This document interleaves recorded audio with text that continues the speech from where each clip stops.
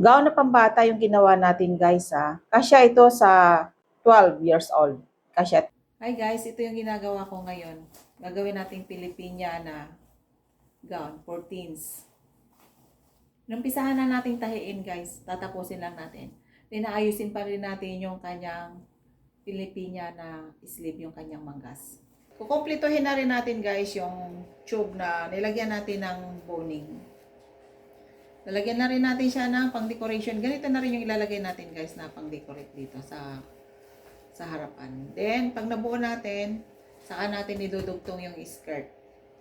Tapos gagawin natin yung Filipiniana sleeve. Pag natapos to guys, papakita ko sa inyo yung result na kalalabasan. Bale, ito lang muna, yung pagtatahi natin dito. Yun yung gagawin natin ngayon.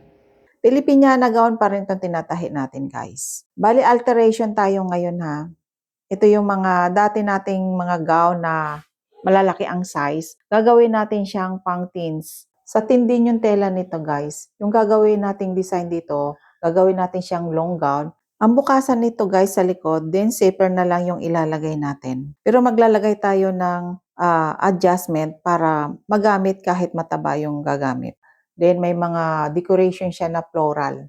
Yun yung imamats natin dito guys. Lalagyan na rin natin ng decoration guys yung tube blouse. At yung gagawin nating Filipiniana sleeve, lalagyan na rin natin. Marami pa namang sobra tayong pang-decorate. Sinama ko na rin dito guys yung ating paggawa ng tube blouse natin.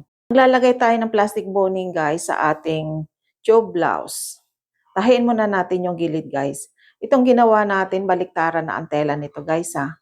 Para yung loob, doon na natin nilalagay yung kanyang padding. Isusunod na lang natin ang paglagay ng skirt guys. Kapag tapos na tayo naglagay ng plastic boning. Yung ginamit natin plastic boning para sa ating tube blouse ay 12 inches guys.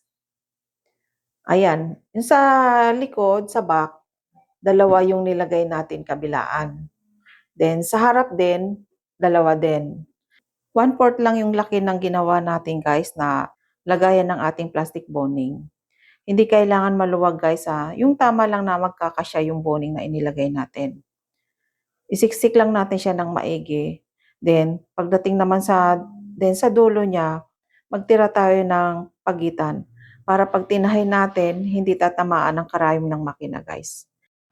Ilagay na rin natin yung padding sa loob guys before natin tahiin yung baba.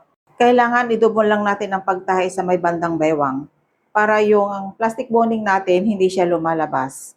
Matigas itong plastic boning guys, kaya kapag manipis ang tela mo, lalabas talaga ito sa tela. Kaya kailangan hindi siya lumusot.